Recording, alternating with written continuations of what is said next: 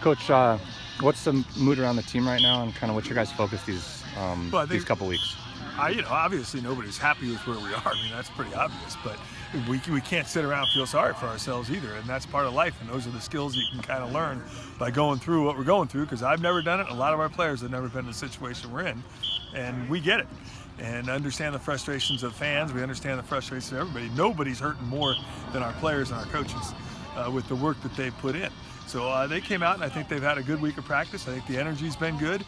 We're going to call it season number one of 2017, a 5-game season, and the goals are to play well each and every week, get some wins, win the Golden Horseshoe, and win the state of California.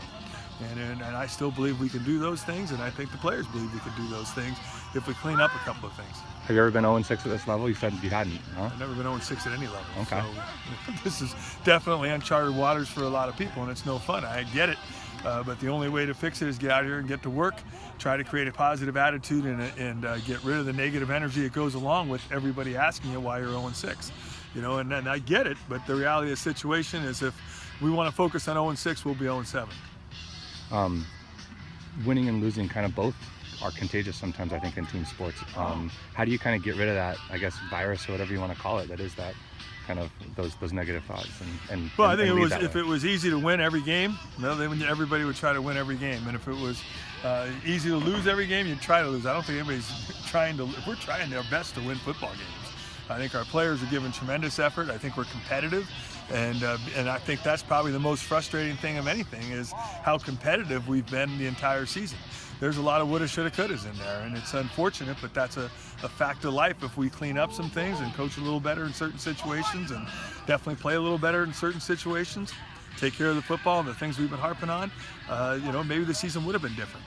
But as much as I can look back and say that I've never been there and it's no fun being where we are, it's my job to try to get us out of the rut. So if we're sick, then we got to get healthy. And if it's mental, then we got to work on the things to get over it. Yeah. I haven't seen you in a couple weeks, so take me through Julio Jenkins last week. Did you guys kind of have a picture for him not being able to practice and play all week, or what did that look like? Well, he heard it against Northern Arizona, right. And then it flamed up again against Idaho State in the first quarter, but he was allowed to keep playing, and he played very well on it. And but then it kind of Sunday when he got up, it was kind of pretty stiff and swollen.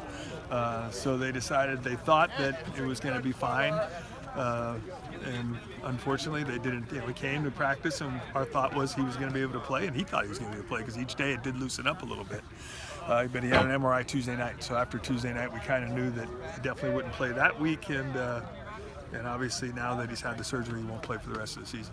Take me through Jake Jeffries' performance both in practice last week, the game. The guy's one of the more competitive kids. We talk about being competitive. He's competitive, and he always has been. And he's got a lot of confidence in himself and his abilities. So I just think that he's a guy that's going to continue to work hard. He's going to be a blue collar player. That's who he is. He's not going to be the flashiest guy, but he's really smart. He's really heady, and I think the experiences he had against Southern Utah are going to pay dividends for him in the future. I think he can run this offense and run it and manage it very well because of his intelligence, and I think that because of his attitude and his background in winning, he'll help us find ways to win. Seems like your defense has kind of stayed consistent most of the year. I know there's been a couple games where they've given up, but like the problem is we played 6 games. In 2 games we played really well on offense and not well on defense. And 4 games we haven't played great on offense and we played pretty good on defense. Right. We haven't played a consistent football game yet, and that's unfortunate. But that's really what it is. And when we play like we played in those 4 games on defense, we're pretty good. And really, when we play like we played in those 4 games on offense, we're pretty good. But the reality of the situation, it takes all groups playing together at the same time in order to win football games, and that hasn't happened for us yet. We said it before your last bye week or during your last bye week, but it seems like another kind of good time for a bye week for you guys. If you could kind of schedule out a bye week, maybe now's the time. Well, they were good times all the way around, but I really wasn't expecting it to be in the situation that we're in. There's no question about that. But yeah, I think it's a good time for us to get mentally healthy, physically healthy, and hopefully refocus on what's ahead and try to get out of our mind what's behind us. Do you have a specific message in terms of getting mentally healthy? There's an opportunity to play 5 more games of football, and that's what you have together in 2017 is, your team and what you do, and especially for the seniors, when you finish it, you finish, and so we have 5 games left. and to get the feeling back that we've had quite a bit here, and hopefully that the players want to get back. I know they do, but get in that locker room and enjoy something together because of the hard work we've all put in, and hopefully we can get on a run and get that going. But I think the attitude, being honest with you, the attitude has been, I think, very upbeat. I give these players a lot of credit for that because this is not an easy situation. Thanks, Tim. Yep.